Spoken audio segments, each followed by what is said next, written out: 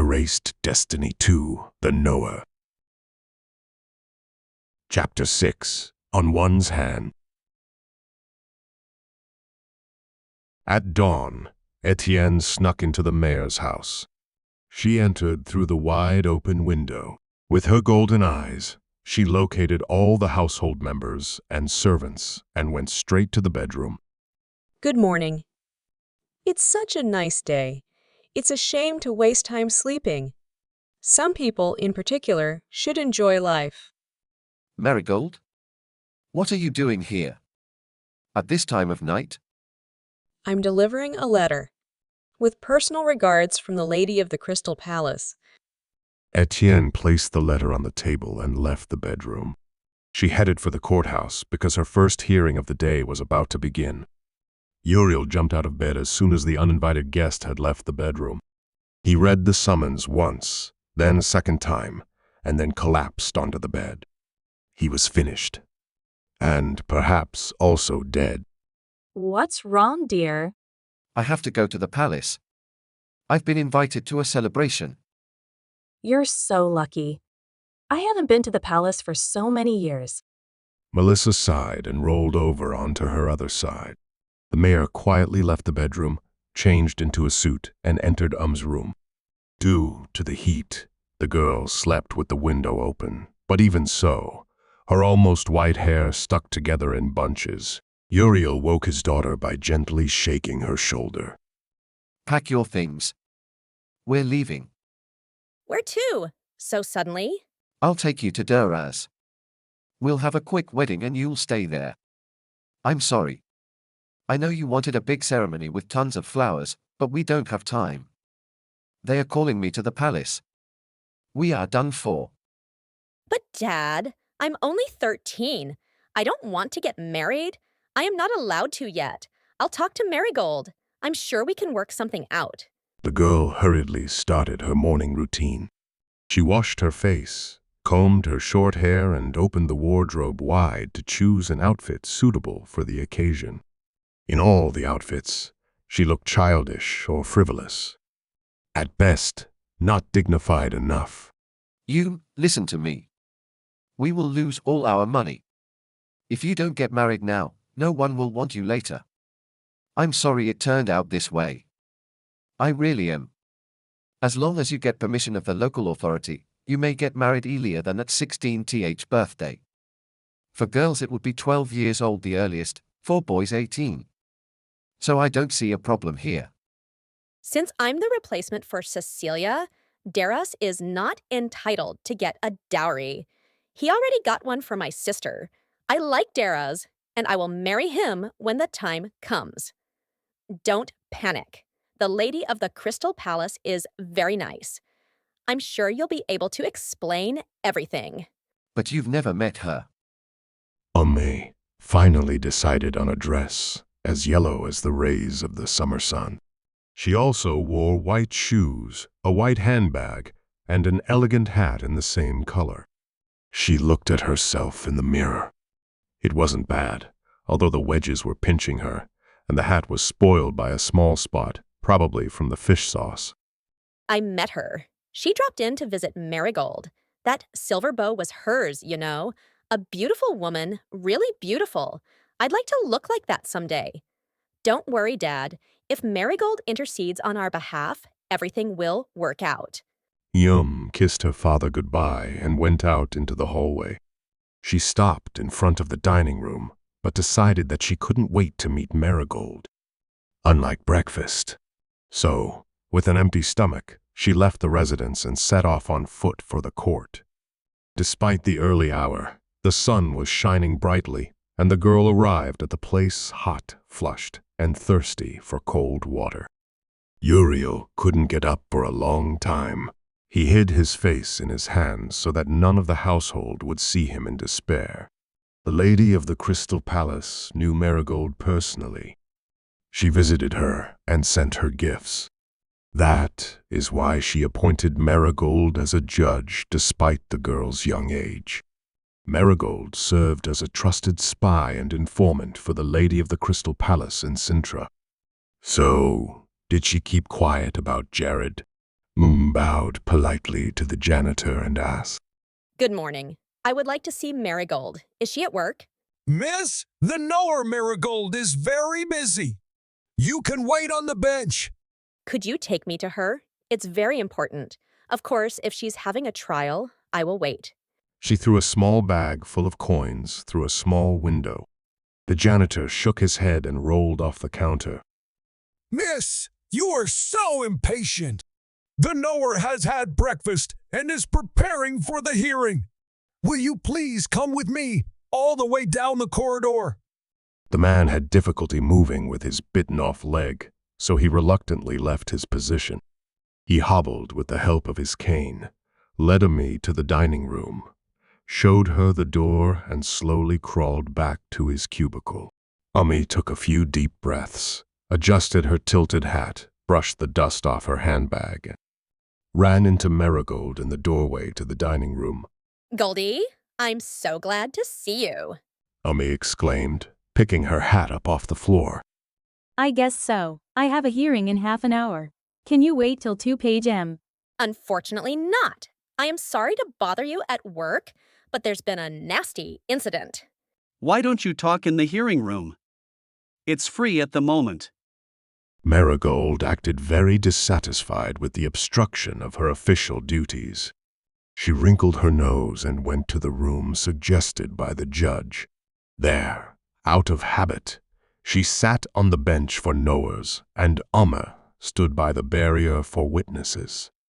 Her hands trembled, so she clenched them on the handle of her handbag. She tried to appear composed and dignified, even though her eyes were filling with tears. Dad was called to the Crystal Palace. Is there any way to save him? What do you mean? Etien was expecting Yumi's visit. She was expecting to hear this, or a similar request. Inwardly, she was happy about the development of the situation, but she did not show it. As a knower, she remained coolly indifferent and impartial, especially in the court, where anyone could overhear her. I ask for the Crystal Palace's understanding. You can't choose your family. Dad could have acted differently, but a brother will always be a brother. If you think this call is about Jared, you're wrong. The Crystal Palace doesn't concern itself with such trivial matters. It has seekers for that. Uriel has done something much worse than hiding his brother's criminal career.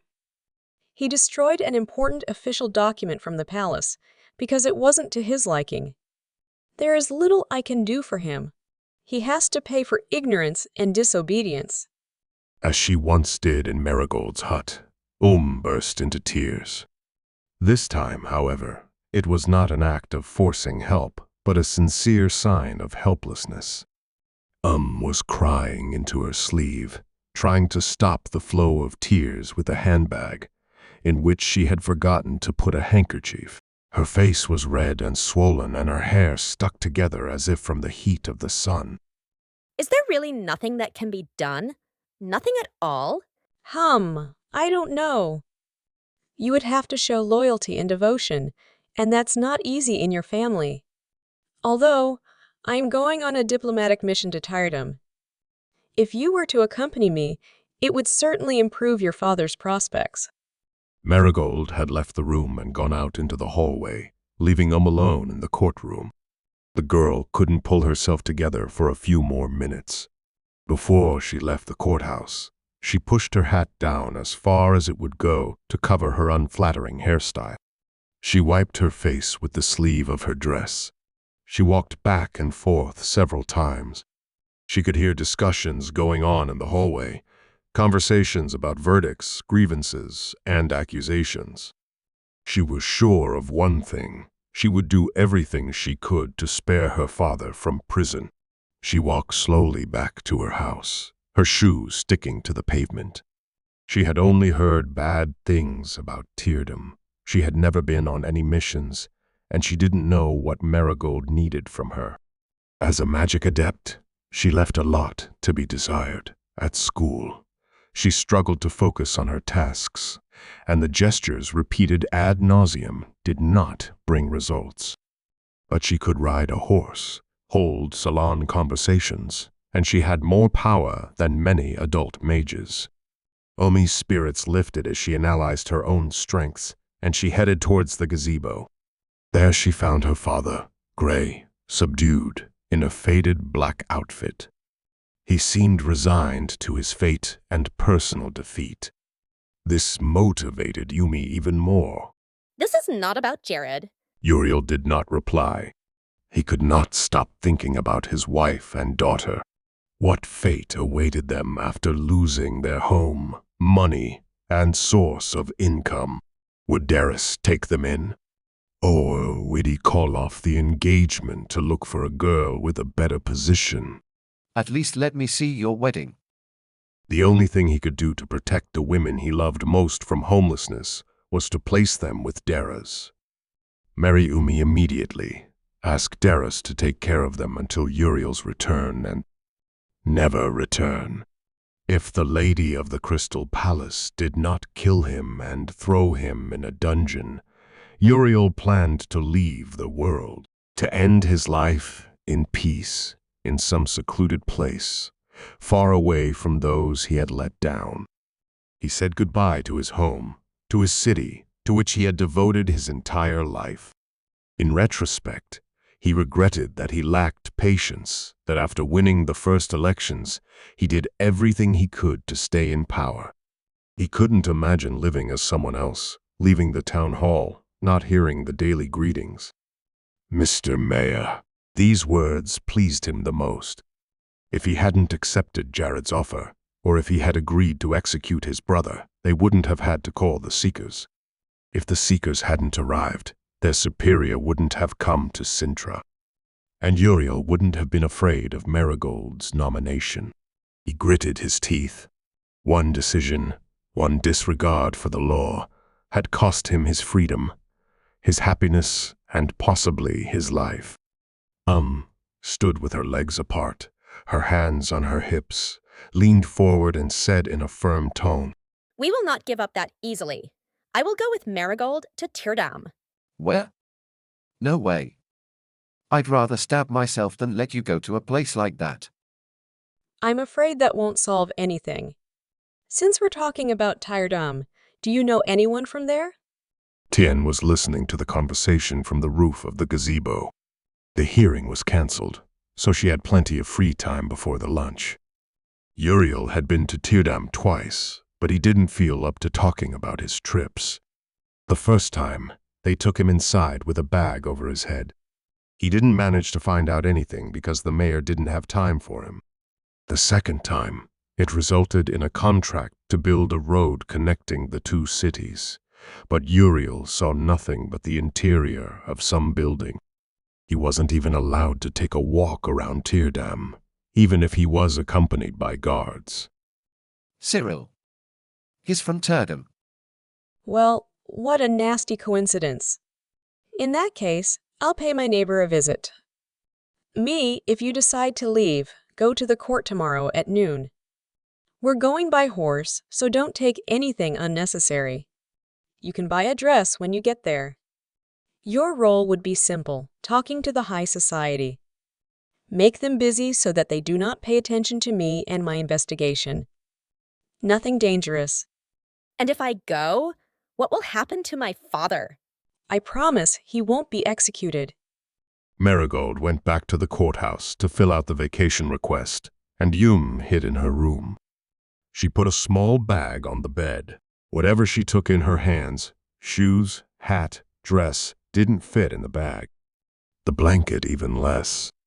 So she sat down on the floor and wondered if 3 pairs of underpants would be enough. She could sling her coat over her shoulder, her blanket across Horse's back, and her shoes. She could walk in 1 pair as a last resort. She added soap, a cup, a knife, and 2 candles to her underwear and stockings. She packed a piece of cheese and a few slices of bread as food supplies. She covered everything with money and closed the bag, feeling satisfied with herself. She placed the blanket, coat, and hat next to it. She used the time remaining until her departure to visit the tailor and order a new riding outfit. She paid triple the price and agreed to any color, as long as the outfit was ready on time.